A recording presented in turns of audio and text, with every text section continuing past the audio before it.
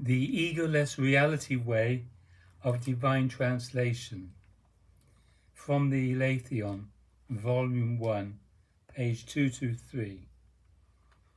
His Divine Presence, the Divine Avataric Self-Revelation of His Divine Presence, Avatar Adi Da Samraj.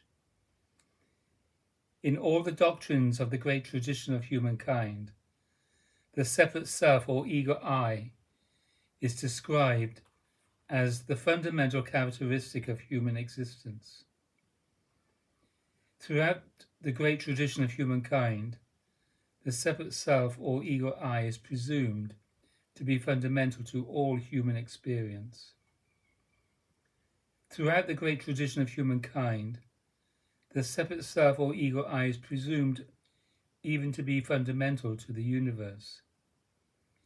Indeed, throughout the great tradition of humankind, the separate self or ego I is presumed even to be fundamental to reality itself. Thus, the entire great tradition of humankind is ego-based. The ego as subjective core, the world as objective circumstance, and the divine as objective other are the three fundamental categories made by ego. In the great tradition of humankind, the separate self or ego I is regarded not only as an intrinsic aspect of reality, but also as that which must, through an effort of religious or spiritual practice, be diminished, erased, escaped, or overcome. The effort to diminish, erase, escape, or overcome the separate self or ego I is variously reflected in the particular perspective and methods of each of the branches of the great tradition of humankind. In every tradition, there is a fundamental reaction, a fundamental notion that the means to getting rid of egoity is dissociation in one mode or another.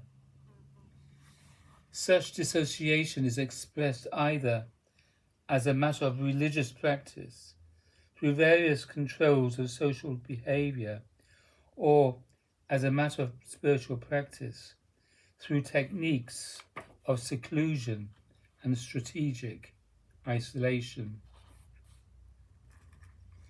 In other words, every religious and spiritual tradition employs egoic techniques of dissociative introversion or the internalization of attention. All traditions and paths of the first 6 stages of life are dissociative in their disposition and in their method. The universal presumption of the great tradition of humankind is that, since it is erroneously believed the ego intrinsically and irreducibly exists and is a problem, life must become a perpetual search and struggle to somehow get rid of the ego and its effects. Such is the nature and the essential error and fault and limitation of the Sikh idealism that is defining characteristic of the entire great tradition of humankind. Such ego-based idealism is not the case in the only by me revealed and given radical or always at the root reality way of Adidam or Adidam Rishiradam. The reality way of Adidam is not about presuming ego as problem from the beginning and then working out some kind of practice designed to get rid of ego as problem. Thus, the reality way of Adidam is not about the seeking effort of problem-based dissociative introversion, or even any kinds of dissociative and ego-bound and ego-binding methods or techniques. Rather, the reality way of Adidam is about intrinsic egolessness from the beginning. The radical reality way of Adi Da is about the intrinsic egolessness of reality itself, and therefore the intrinsic egolessness of all apparent arising conditions.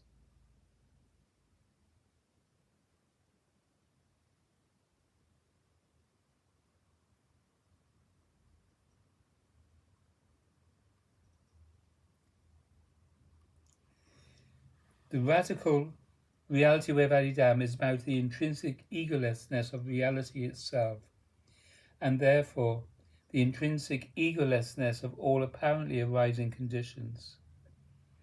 The reality way that only I can and do reveal and give is unique in the world. I say to you and to all, egolessness is the nature of reality itself. Therefore, ego is not the beginning of the reality way of Adi Da. Reality itself is the beginning of the reality way of Adi Da. And therefore, intrinsic egolessness is the context, source, nature, condition, and state of the first awakening of whole bodily devotional response, recognition response to me. Then, that intrinsically egoless and whole bodily demonstrated recognition response of devotion to me is simply magnified until divine translation.